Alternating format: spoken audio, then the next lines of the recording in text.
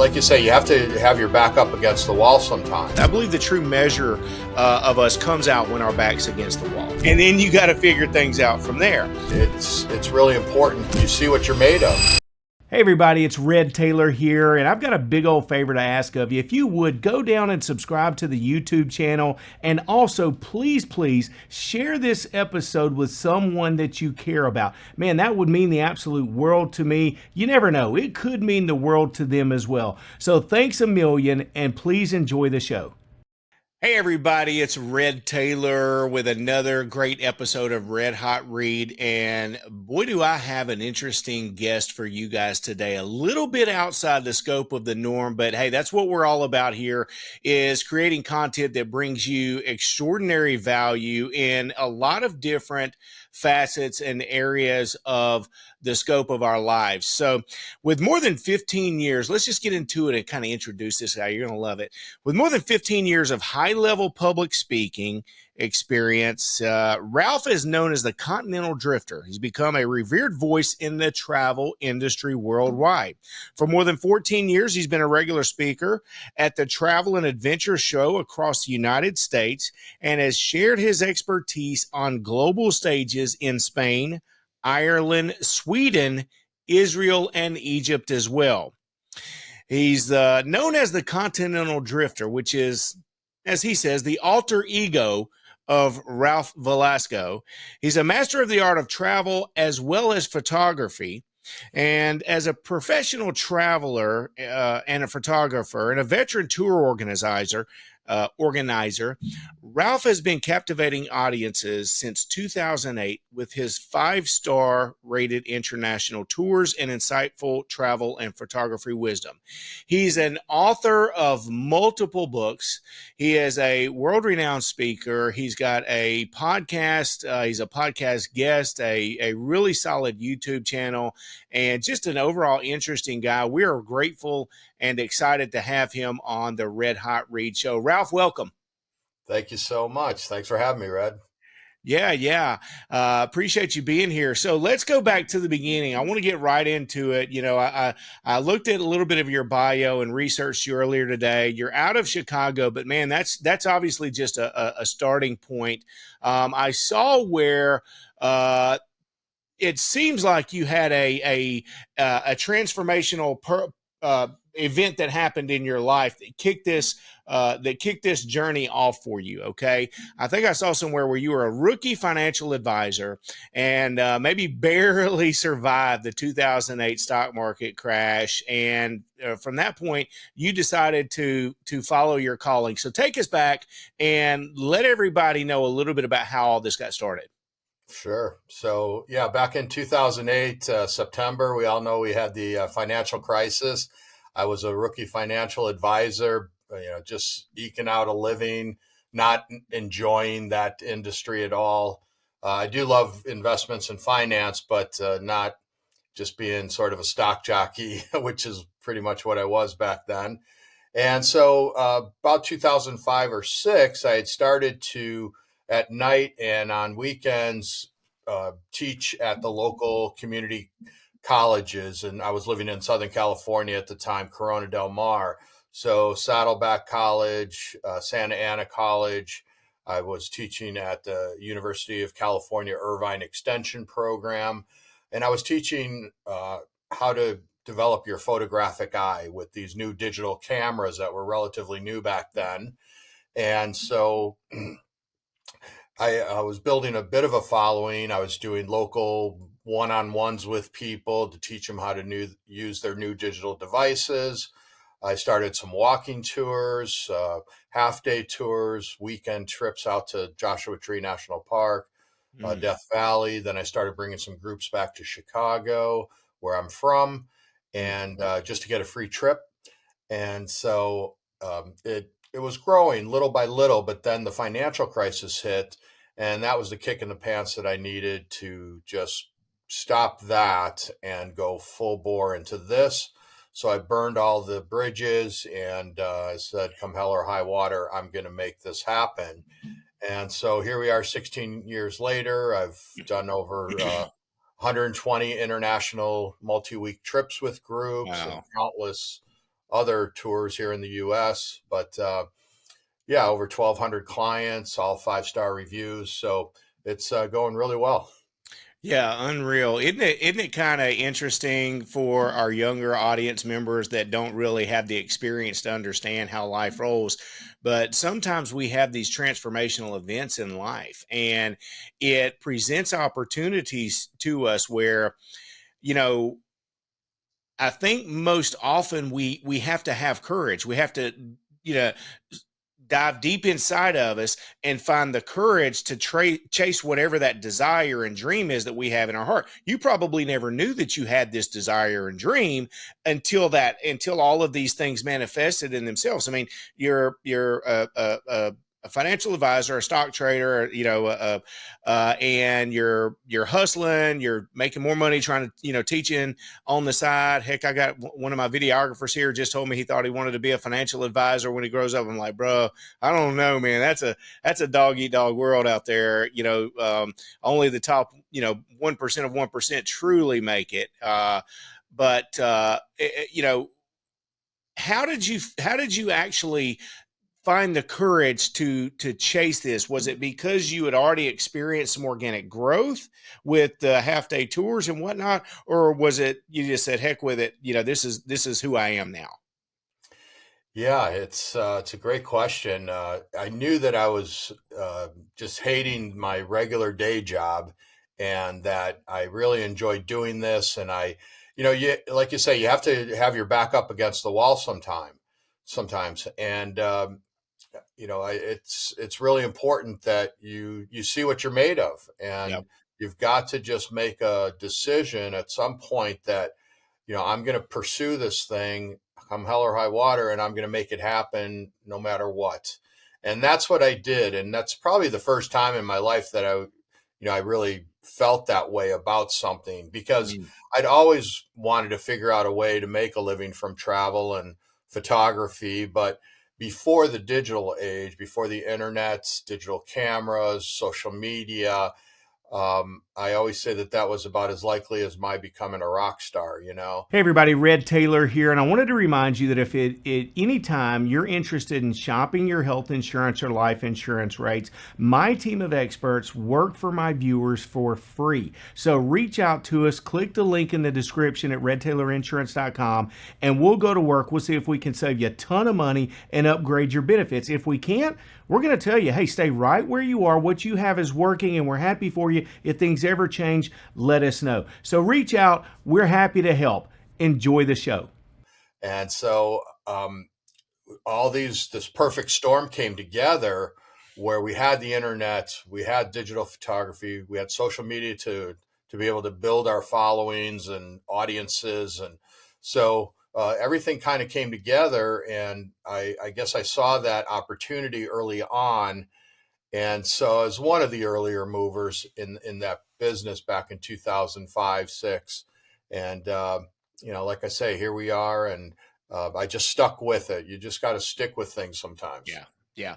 Yeah. And you hit the nail on the head. Really, two major points that I try to stress is, the true measure of a man, I believe, or a woman, or humans. I believe the true measure of us comes out when our back's against the wall, right? We really find out what we're made of when the plan that we have, in front of us, the picture, this thing that we've created in our mind, when things don't go the way that they're supposed to go, or that we've envisioned, that's what's going to happen in life, right? I mean, who was it? Mike Tyson?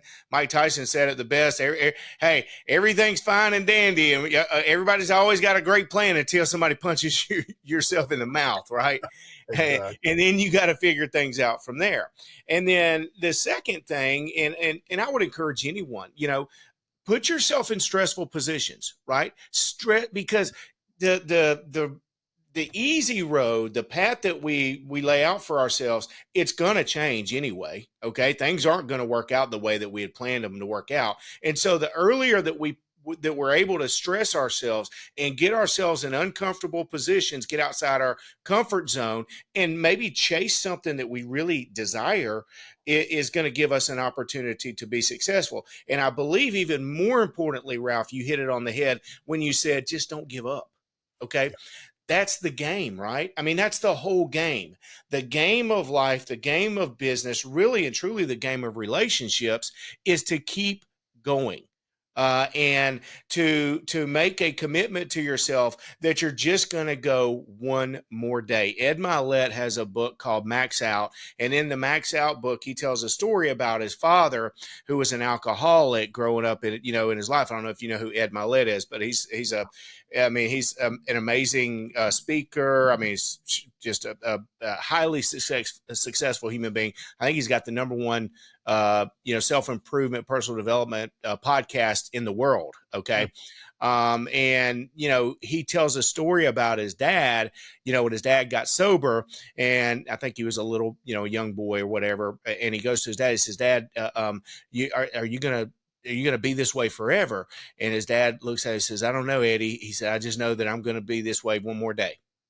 And that was the thing that resonated within him. And man, that resonates for me as well. Because you could have given up. You could have gone and, maybe gotten another job in some area of the financial sector. You could have gone the path of getting, your insurance licensing and gone and done, something along those lines, which I run an insurance company, a brokerage firm, and I've done it for 25 years. But I'm a geek that way. I love it. It's part of my passion, and I enjoy it. I don't enjoy nobody's really passionate about insurance, I don't think, but I am passionate about helping other people. Yeah. And that's what's enabled me to be successful in my career. So I think as well, where you are, you're chasing your passion, something that you believe in. And in doing so, you're able to attract other people that have the same desires and interests. And dude, it helps them, I'm sure, to fulfill their dreams, to be able to go on these excursions. So let's talk about that. If someone is interested in taking a multiple week, is that kind of what your area of specialty is? Just let me hush and let you tell us what your area of specialty is. Yeah, so there are trips that are anywhere from, let's say, 7 or 8 to 14 days typically, because, you go to India, you don't want to go there for just 7 days. But, Europe is much more accessible to U.S. citizens and North American people, so much easier to get to, and you can add days on before or after. But I'm the demographic that I tend to go for is age 40s plus, people that have the time, the money to be able to go on these types of trips, and that are looking for someone like me to put it all together. I know when I was younger, no one was going to create a trip for me. I was going to, be in control of that. But, as we get older, maybe more busy, or some people don't, know how to use the internet as well as others. And so they really rely on someone like me to put everything together from soup to nuts. We pick you up at the airport on arrival there. We drop you off at the end, and pretty much everything in between is taken care of. And busy executives love that. So they just want to know that everything's planned. And once they get to know me, come on my trips. I just got back from Copper Canyon, Mexico last week. And one of the guys on the trip is a busy lawyer. And we always do a meet and greet beforehand. People talk about how they know me. And this was his 5th trip with me. And he says, "Wow, I've just come to know Ralph as, puts together great trips. I show up and I'm going to have a great time. I just have to be interested in the location." And so those are the kinds of things that, people come to me for. Yeah, good stuff. So let's dive into that a little bit more, because I'm willing to bet that most of my audience, most people that are watching this today, have no idea how it works. So if we were to back that up, just let's go for that Copper Canyon trip. And guys, we were talking before we started recording live, and I told Ralph that as I was researching him and preparing for the show today, I looked on, I believe it was your Facebook page. And by the way, you can find all of Ralph's socials at the Continental Drifter. Okay.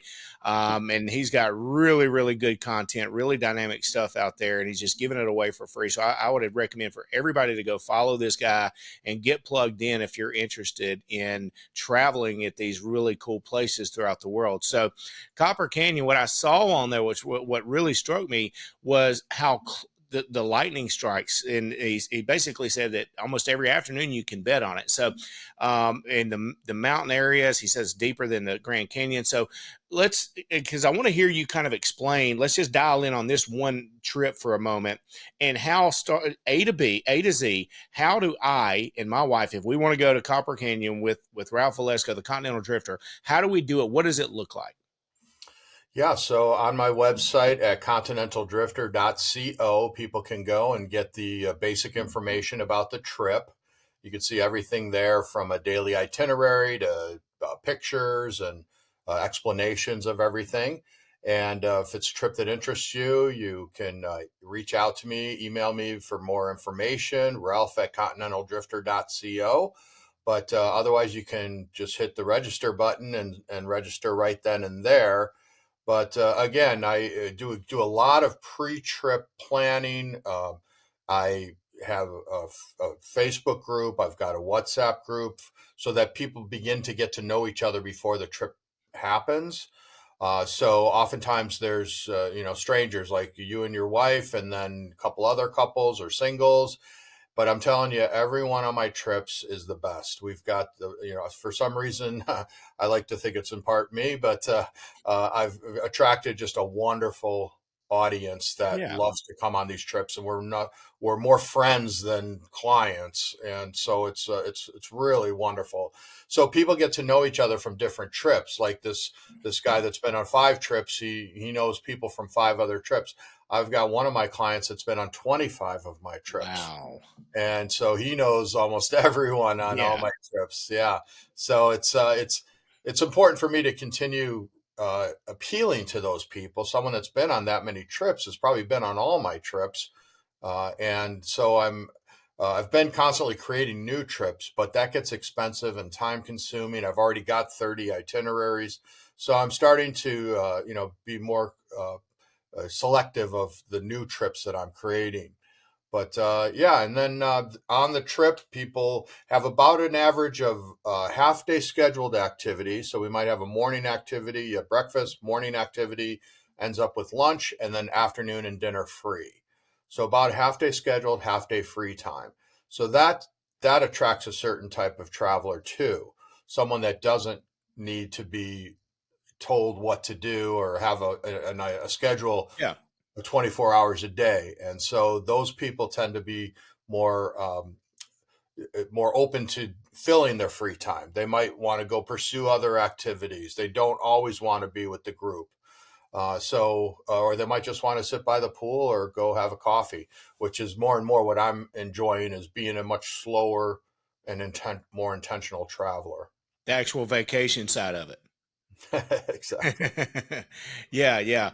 And so let's kind of talk about some of the places that you've been, because most people, what happens, I think, much like us, is we find a couple of places that we like to go, and we go there over and over again. A lot of folks, from, I'm down here in Atlanta, Georgia. A lot of people down here, they'll go to, Cancun, or, Playa Mexico, or Tulum, or the Dominican, or Costa Rica. And they don't really make their way down into the copper canyons of Mexico, or to India, or, the parts of Europe. So tell us about some of the more interesting, unique places that you go that most people don't realize are really cool trips. Yeah. So one trip I do is called France's Magical Dordogne, and it's a region that's lesser known than, say, Provence or Normandy and different Paris. So it's a lesser known part of the country. And what we do is we stay at a private 11th century castle. Wow. And we are the only people there. There's no other groups or people staying there. So it's only our group. This is huge. If you look up the word castle in the dictionary, there's a picture of this place. It's so beautiful. And the man who bought it said that the man who owns it says that when he bought it, it had nothing but a table and 2 chairs in it. So now it's absolutely like a museum. And that was 35 years ago. So we stay there and we just do what I call hub and spoke. So we stay in one place, pack and unpack once, and then we do day trips to nearby villages in the area. Yeah. So that's really convenient as well. But it's off the beaten path. Not a lot of people have heard of this region or at least been there. But there's 20,000-year-old cave paintings that we go Wow. see. We do walnut and hazelnut oil tasting. We do a caviar tasting. Of course, there's wine and great food. So that's really sort of an off the beaten path that's relatively easy to get to. Okay, and so this castle that you're talking about, I'm intrigued. So, uh, obviously full electricity, right? Heat and air, all that good stuff, and then he's got a staff there that's managing and chef, all that good stuff. Yeah. Okay, Yeah. And yeah. Mhm. and so tell me if my wife and I wanted to go there, how what are you saying? 10 days, 14 days? That one is a 8-day trip, 7 nights. Mm-hmm. A lot of people will add because you pretty much have to fly into either Paris or Bordeaux, and then might spend a couple nights in Paris or Mm-hmm. Bordeaux before or after the trip. Rent a car, maybe go into some other parts of the country. So it's a nice blend of you've got these 8 days that are slightly scheduled for you, but pretty much everything's taken care of, and then you can have some time before or after the trip to do your own thing. So Really have cool. even more flexibility. Yeah, yeah. And so if we were just as an approximation for a couple, what would the price for something like that look to be like? Yeah, that one is $4,800 per person in double occupancy. And I actually have a special right now where there's no single supplement. So typically we have to charge an extra charge for someone that takes us a room by themselves. And that's Okay. usually an extra $800. But I've got a rare opportunity to give that single supplement for free. So a single person can also pay $4,800. It doesn't include the airfare to France, a return, but almost everything except a few meals while you're on the trip. Because I like people to have the flexibility to go out and explore on their own, maybe go out as a couple or some friends that met on the trip. But again, not always feel like you have to be with the group 24/7. Sure, sure. Yeah, that's interesting. So roughly about $10,000 per couple for 7 nights, 8 days. Right. Uh, you add on your airfare on top of that, another $1,000 roughly each, give or take, and you've got yourself an incredibly memorable experience that For sure. you'll never forget in your life. Like you said, you're probably going to add on a couple of days in Paris, what have you. So it makes sense. Turn it into a 2 week trip. Right. What do you like? What are your favorite places? I know that you mentioned this one, so obviously that one holds a dear place in your heart. But Yeah. give the audience a little bit of insight into really what they're missing by not exploring some of these hidden treasures throughout the world. Well, one place I just went to Antarctica, and that was my first time there. This was this past February, Wow. and that was my seventh continent. It's most people's seventh continent, and yeah, I had never been there before, but it was truly incredible and well worth saving for because it's not an inexpensive trip. But what differentiates my trip is that we actually fly down. So Okay. we get down to Punta Arenas, Chile, which is way south in South America. And then we fly less than 2 hours to Antarctica and start the boat trip there. And the boat is the smallest in the industry, only 67 passengers. Hmm. So we're able to get into smaller coves and glaciers and see different things that the bigger boats can't see. The other thing is that because we fly down, we avoid the notoriously rough Drake Passage, which is where three oceans come together and they don't like each other. Yeah. So it's very rough. And actually, one person on my last trip told me that it was his second attempt to get to Antarctica because someone on his previous trip actually died because of how rough it was on the ship on the Drake Passage going down, Oh and my they had God. to cancel their trip. So the flying down is super convenient and much safer. And so that was an incredible place because I love wildlife, and of course you've got the whales and seals and penguins and such interesting, they're not afraid of people because they you know they're Never had, never yeah seen any people. they've never had to worry about them. Yeah, yeah. so, So, so so really you guys could had pretty intimate experiences then. unbelievable. Yeah, you're not allowed to touch them or anything, of course, but and there was a thing with like some sort of bird flu, something that was, you had to step into a solution before you got off the ship so that your boots were clean. When you got back onto the Zodiac to come back to the ship, you had to step in a solution. Then on the ship again. So you're not supposed to put your camera bag down, kneel down, sit down. They're very, very concerned about the environment, understandably down there. But I got down there and I realized just how quiet it was. There was no airplanes, and you didn't see telephone poles and any man-made object. It was just the ship, your fellow passengers, and wildlife. It was so beautiful and serene. Wow, wow, that would be like you said, unbelievable, and just probably life altering. I mean, It honestly, really I was. mean, how Yeah, many people on the planet can actually say that they've been to Antarctica? Not very many. yeah. Um, so talk to me about a little bit more of the professional side of this career. Uh, you've journeyed into being an author, writing books, being a professional speaker. So my audience is generally an entrepreneurship driven audience, looking at self improvement, personal development, and ways to be successful. So let's talk about the business side of the Continental Drifter. Ralph, take us inside. Yeah, so I'm pretty much a one-man show. I've always been, for the most part, always been in my own business, whether it was selling, financial products, and that's pretty much your own business. I sold real estate. I've owned several restaurants in my time. I'm a third generation restaurateur, so I've always had my own business.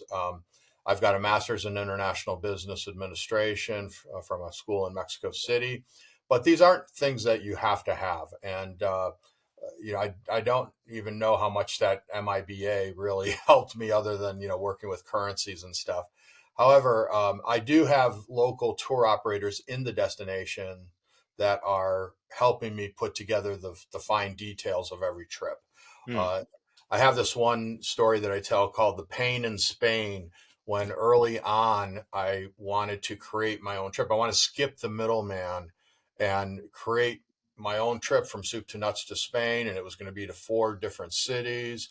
We're going to, you got transportation, guides, restaurants, all activities. So I had to reach out to what turned out to be 36 different vendors for Wow. those different aspects of the trip, and it was just chaos. And you have to explain yourself to every one of those people why they should work with you, especially when you have no history. So that's when I realized I've got to work with these local tour operators. They earn every penny that they charge, that they upcharge me for, their services. But now I just deal with one person if there's an issue. I don't have to go, reach out to all these other people. So that was a big revelation for me. And so I work with the tour operator. I tell them exactly what kind of trip we're looking for. I typically go there and scout a year in advance. I want to be there at the time of year that the trip would run, so that I would have the type of photographs and see the kinds of things that my group would see a year later. Might take me 2 months to put the trip together after that, and then I have 10 months to market it. So, Okay. in a nutshell, that's kind of how it works. But as a one-man show, I've got some people that gig workers that are helping me with different aspects of sometimes social media or SEO and website design and stuff. Got a wonderful assistant in the Ukraine who helps me and can, pretty much does anything that I ask her to do. And she's wonderful. But for the most part, it's just a one-man business. Yeah, yeah. And so interesting enough, something you said there is that you will go and scout these destinations out basically a year in advance, specific to the time frame that you're going to be there. And so, how many nights a year are you traveling? When there's not a pandemic, probably about 8 or 9 months a year, I'm on the road. So Okay. I really don't have a permanent home. I based myself here in the Chicagoland area right now. I'm looking to move to Europe in the next year or so, base myself over there and have most of my trips in that area. And then I've only got 2 3 hour flights to go to my Mm. trips instead of flying halfway around the world, which is what I tend to do now. And is getting kind of old after, as am I, after 16 years of doing this. Yeah, yeah. And these travel organizers, these group organizers that you work with, because most folks I've never heard of that. Yeah. It's interesting. So they're not a travel agent, are they? Or are they? Now, they wouldn't be considered a travel agent. Okay. They're specific to the location and the destination that the trip is. So what are they, how do you find these people? Like, is it specific to your business? It's a niche that you've tapped into, or like what are their jobs? Yeah, good question. I found them many different ways from LinkedIn, just sort of networking on LinkedIn, Facebook. I've Googled, a tour operator in Vietnam or whatever the place is.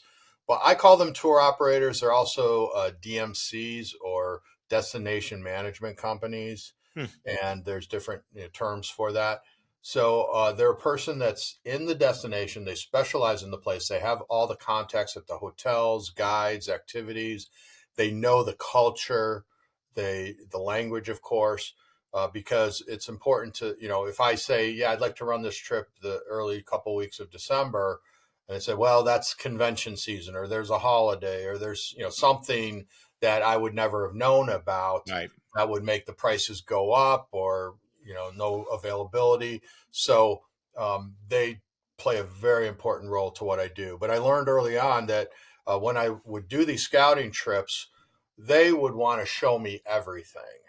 And, it's understandable why, but I had to sort of reel them in to save both of us time and money and say, this is exactly what I'm interested in. I don't need to see monuments and museums and things like that. Those are things that people can do in their free time, but I want cultural activities. I want to meet local artisans and do food tours and cooking demonstrations and market walks and the more cultural aspects of travel. That's what I like to incorporate into my trips. But then there's that free time for people that want to check out a museum or do something else on their own. Yeah, yeah. And so that's really interesting because I would think that having the mix of both is would be something that I would want. I'd want to be able to go and, like you said, maybe a short tour in the morning, hit a lunch, and then the afternoon, the evening time, my wife and I, we can go do whatever we want to do at that point in time. And that's probably what most folks would want to do.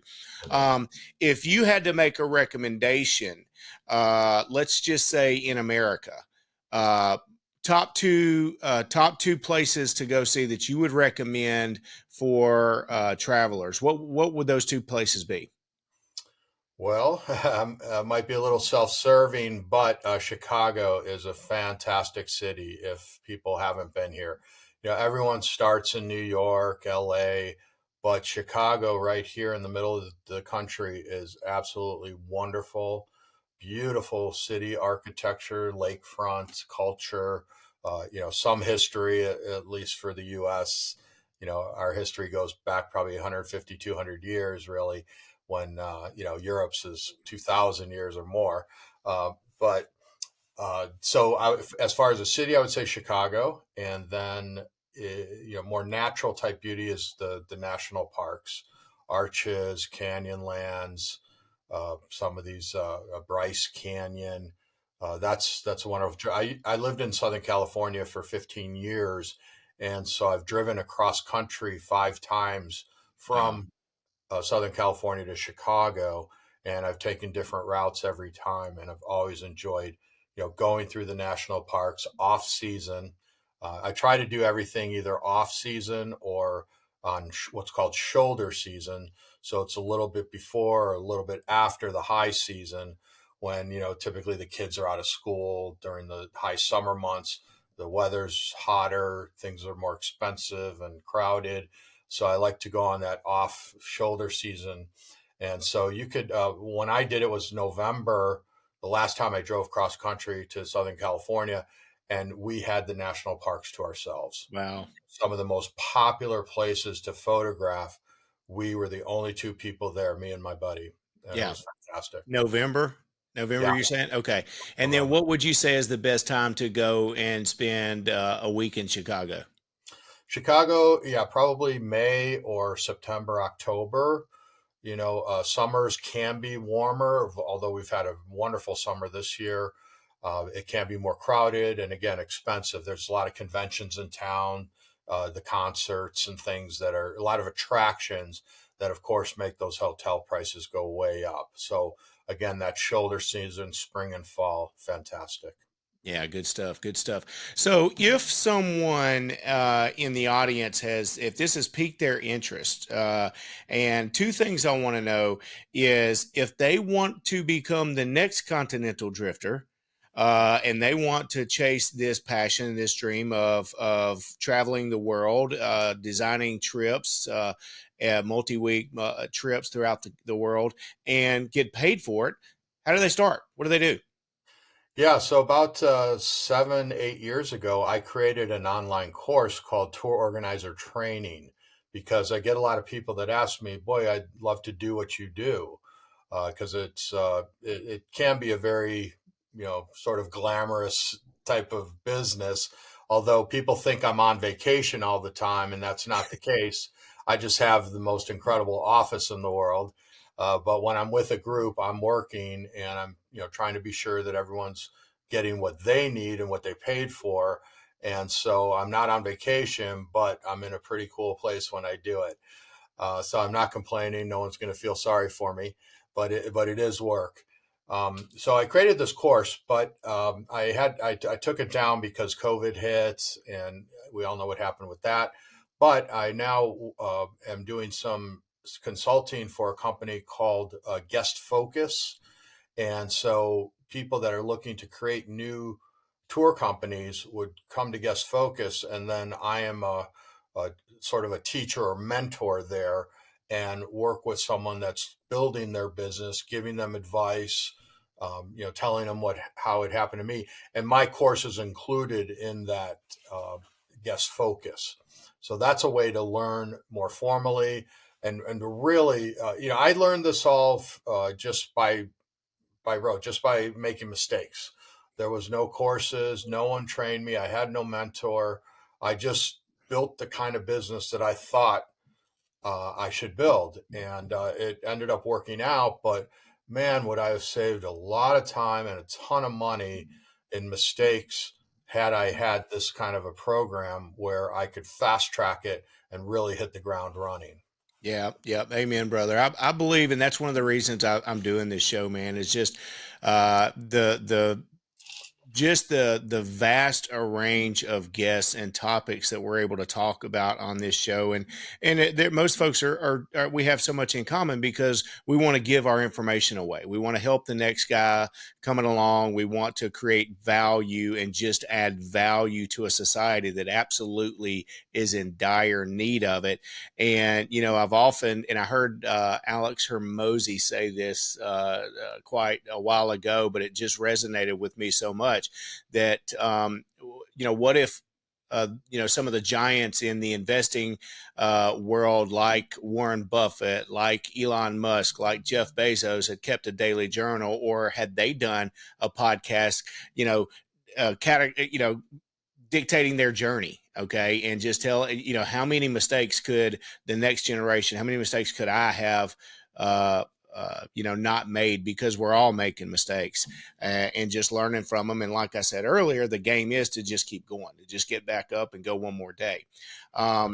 So good stuff, good stuff. So if people want to contact the Continental Drifter, if they're interested in learning about trips, where do they go? Where are all your contacts, your socials? How do they get in touch with you, Ralph?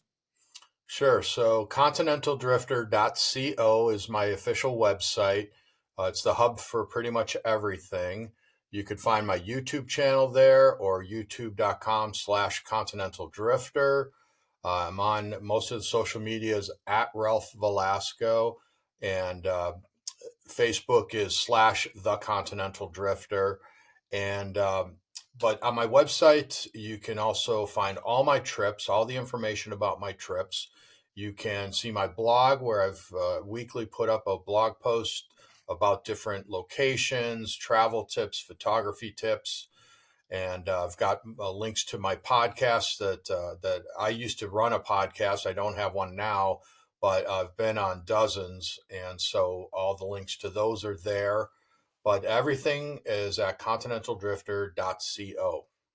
Good stuff. Good stuff. I want everybody to go and follow Ralph and tap into his expertise in this realm that really not many people know about. But I believe so many people are, I believe there's a real interest there. I mean, everybody has an interest of the world that's unknown to them. And to close here, I always ask my guests this, and I put them on the spot. But I think it's really important, because there's an old Japanese proverb that tells us that if you want to know what lies on the road ahead, just ask those who are on their way back. So if you had one piece of advice that you could give the younger generation, anybody that's coming up that is looking to be successful in business and in life, what would that be to our audience today, Ralph? Yeah, certainly would be never, ever give up. And like you were alluding to earlier, all you have to do is get up one more time than you were knocked down, and just keep going. You have to, brush yourself off, keep going for another day, and don't be afraid to reach out to potential mentors or people that have been where you're going. Like you say, on that coming back from where you're going. When I did this round the world trip when I was 24, I sold my first restaurant, and I traveled the world by myself for 5 months, and that was how I got my information back then. This is 1988, before the web and cell phones and all that stuff. Exactly. And It's um, experience, real life. yeah, so it was about people that were going the other way from me around the world and had been to the place that I'm going to. Hey, what do I need to see there? Where should I stay? Who should I meet? And so it's exactly the same concept. So don't be afraid to learn from people who have been where you're going, and ask questions. It's such a great thing, and try to find a mentor. Yeah, yeah, absolutely.